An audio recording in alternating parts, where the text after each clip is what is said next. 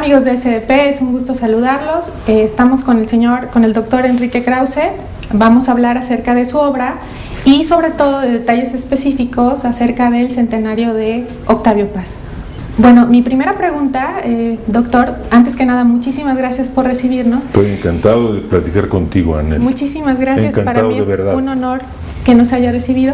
Doctor, hay varias inquietudes. La primera es, bueno, el día de hoy en SDP, Federico Arreola publicó un artículo acerca de sus detractores y lo ubica usted como heredero también de la querella de la izquierda con Octavio Paz. ¿Qué tiene usted que decir al respecto? Bueno, que sí, en una buena medida, por ser director de Letras Libres, por haber estado cerca de Octavio Paz por 23 años, pienso que sí he heredado algunas de esas querellas e incluso odios, y seguramente he conquistado algunos nuevos, ¿no? Pero también algunas personas que criticaban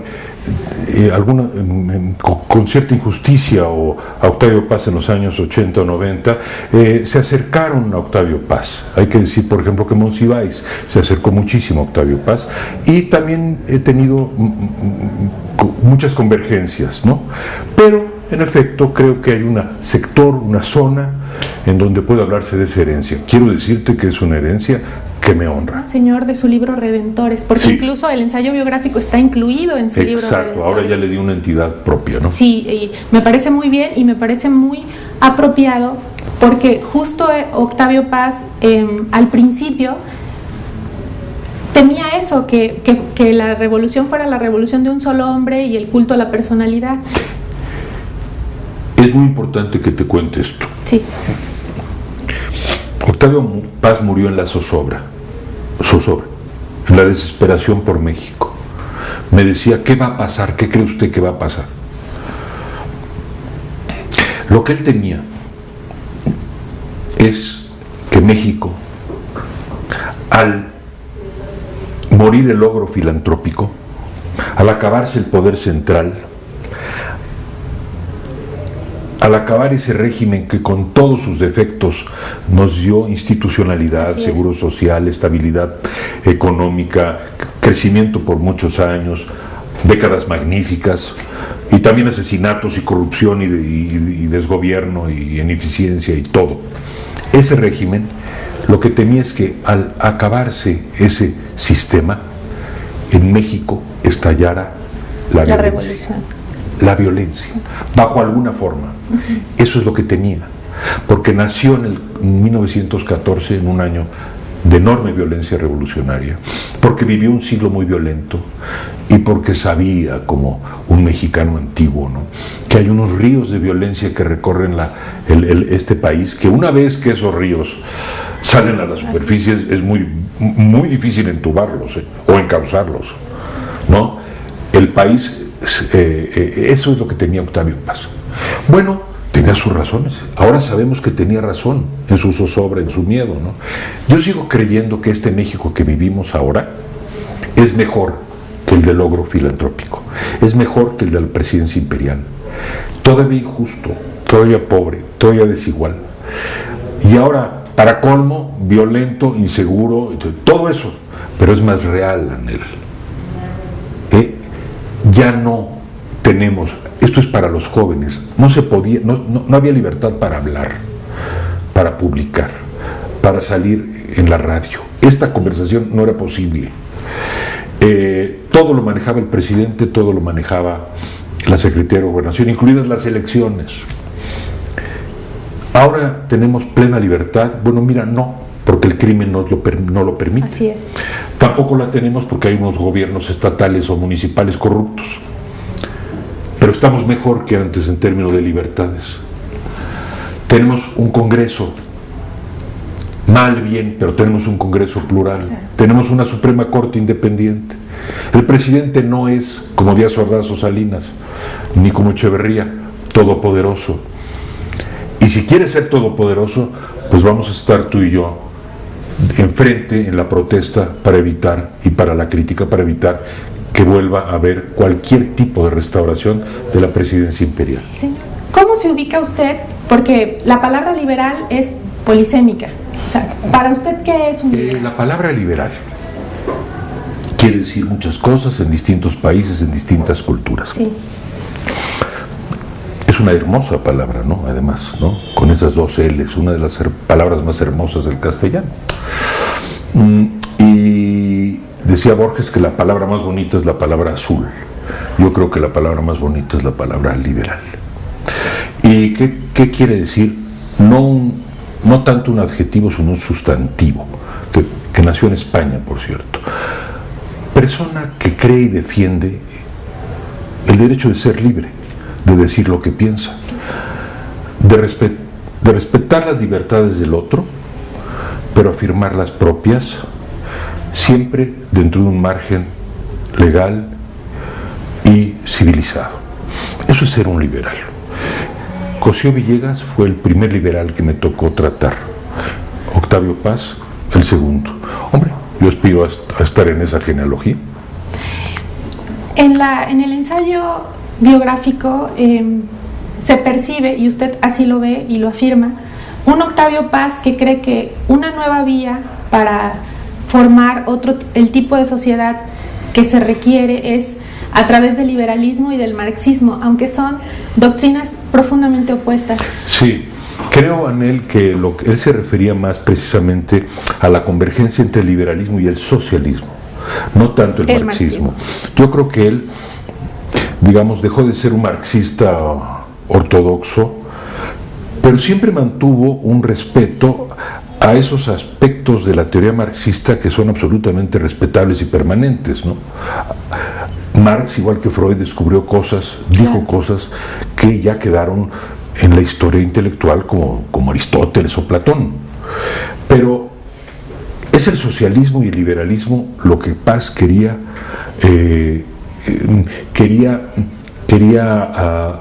ver como dos corrientes que podían tener una convergencia. Y yo creo que es posible. Hay un socialismo democrático en libertad que es posible. Yo creo que esa es una vía posible para México todavía. Es decir, yo no creo en una economía de mercado sin límites, yo no creo en la desaparición del Estado, yo no creo en un capitalismo brutal, y en ninguna de esas cosas creía Octavio Paz. Eso que usted dice es muy interesante, porque la generalidad que no lo ha leído afirma o lo concibe usted en términos de un liberal, pero en términos de un liberal económico. Yo no soy un liberal económico, soy un liberal en lo político. Yo no dije, en mi definición de libertad que acabo de dar, sí, liberal, yo no mencioné aquel que es capaz de enriquecerse con los mínimos limitaciones de impuestos o de reglas que le ponga el Estado. No, yo no soy y mucho menos un libertario económico, y mucho menos un seguidor de von Mises, no lo soy. Ahora, yo no soy culpable de la ignorancia de algunos detractores o críticos. ¿Qué le vamos a hacer? Entonces, frente a una persona me dice, ¿eres un derechista?, lo que está haciendo es renunciar a pensar.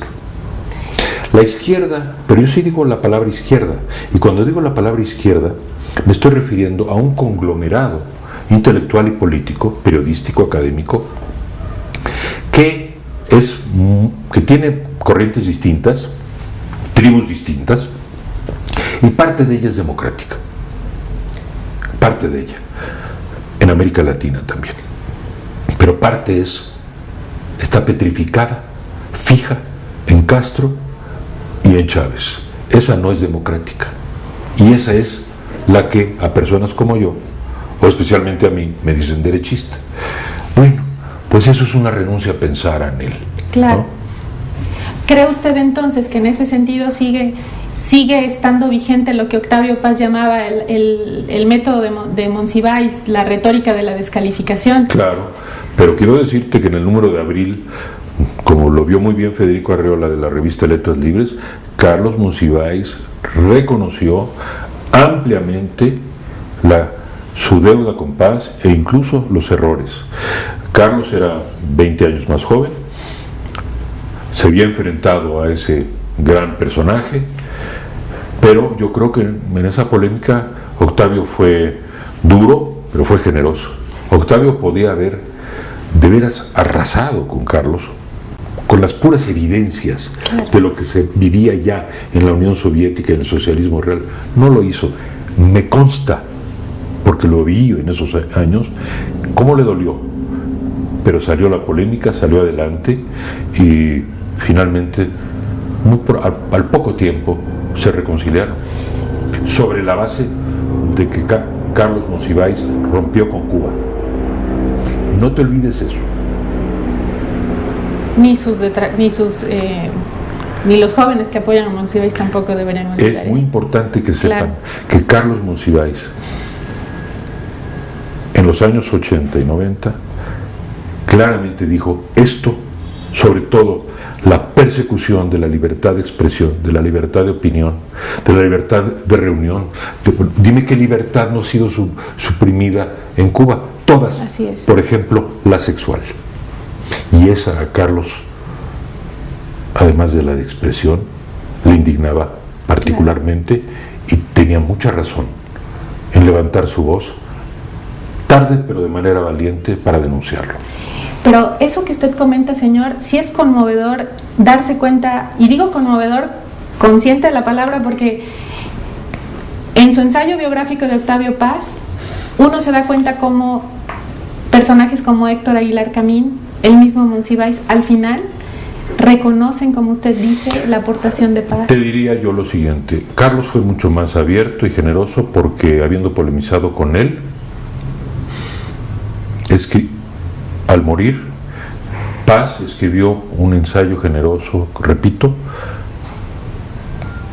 diciendo: me equivoqué en muchas cosas, ¿no?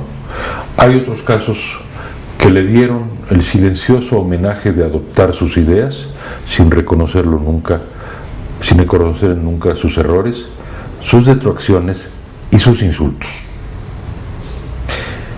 Les fue difícil decir: me equivoqué. A Carlos no. Carlos supo decir: me equivoqué. Señor, muchísimas gracias por su tiempo.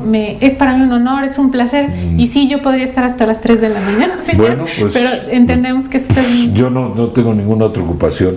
Quiero saludar mucho a SDP,